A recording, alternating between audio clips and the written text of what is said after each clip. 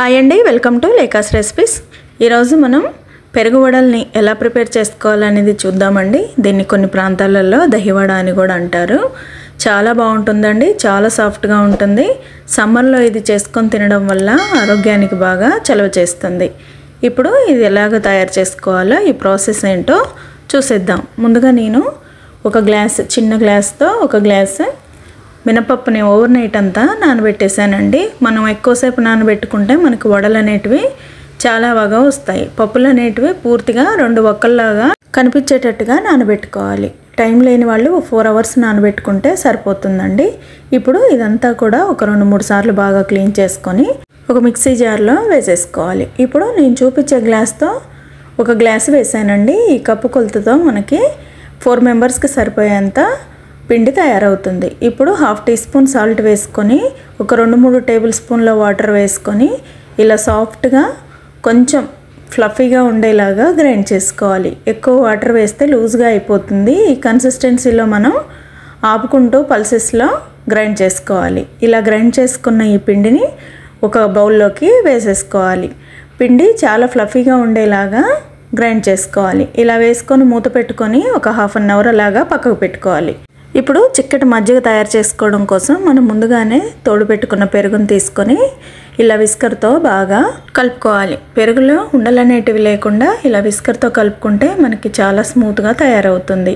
ఇది 1/2 kg వరకు ఉంటుందండి. పెరుగు బాగా చిక్కగా ఉండింది కాబట్టి ఇందులోకి ఒక 1/2 కప్పు వాటర్ని యాడ్ చేసుకోవాలి. చేసుకున్న తర్వాత నేను వేరొక బౌల్ తీసుకొని అందులోకి మజ్జిగ అనేది వడగట్టేస్తున్నానండి.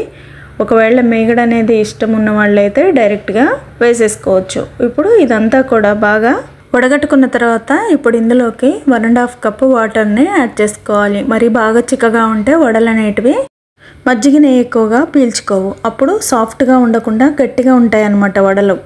ఇలా మజ్జిగని ఈ కన్సిస్టెన్సీలో తయారు చేసుకొని ఇప్పుడు ఇందులోకి 1.5 టీ స్పూన్ సాల్ట్ని వేసుకోవాలి. అంటే రుచి చూసి వేసుకోవచ్చండి, తినేదాన్ని బట్టి సాల్ట్ని వేసుకొని ఒకసారి బాగా కలుపుకొని ఇప్పుడు మూత పెట్టుకొని ఇదంతా కూడా పక్కకు పెట్టుకోవాలి.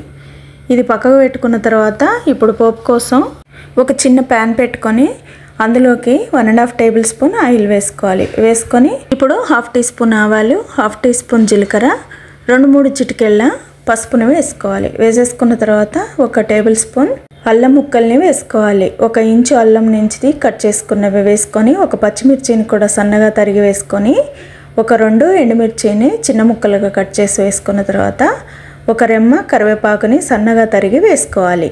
వేసేసుకొని ఇప్పుడంతా కూడా లో ఫ్లేమ్లో నిదానంగా ఫ్రై చేసుకోవాలి. పోపు అనేది మాడొద్దండి. ఇలా లో ఫ్లేమ్లో మంచిగా ఫ్రై చేసుకున్న తర్వాత ఇప్పుడు ఫ్లేమ్ ఆఫ్ చేసేసి ఇప్పుడు ఈ పోపు అంతా కూడా మనం మజ్జిగలో యాడ్ చేసుకోవాలి. ఇలా పోపు వేసేసిన తర్వాత ఈ పోపు అంతా మజ్జిగలో కలిసేలాగా ఒకసారి బాగా కలుపుకోవాలి.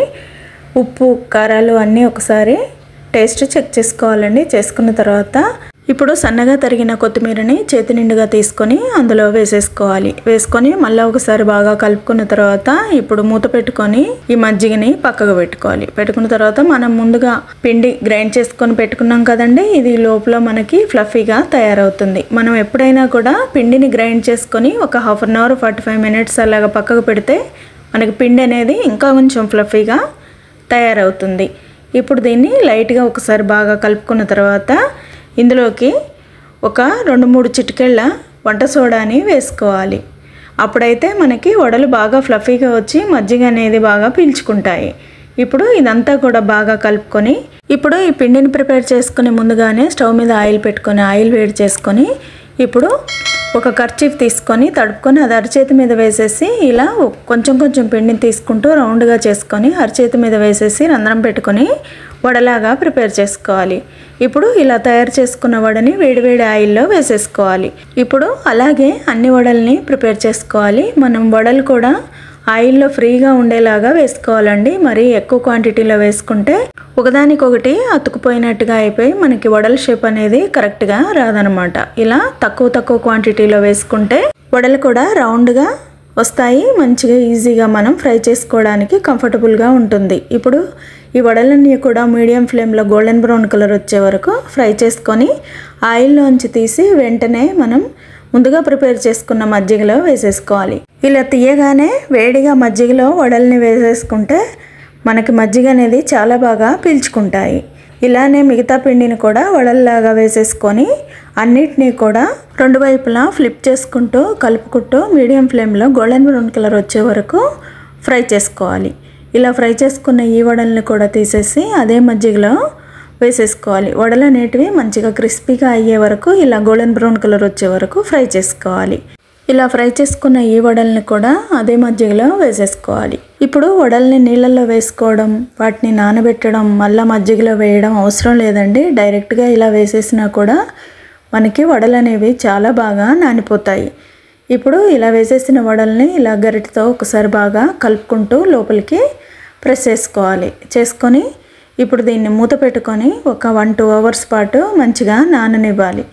వీలైతే ఫ్రిడ్జ్లో పెట్టుకుంటే చల్లగా ఇష్టపడే వాళ్ళు ఫ్రిడ్జ్లో పెట్టుకోవచ్చండి. లేకపోతే బయట పెట్టుకున్నా కూడా మనకి ఒక 2-3 అవర్స్లో బాగా నానిపోతాయి.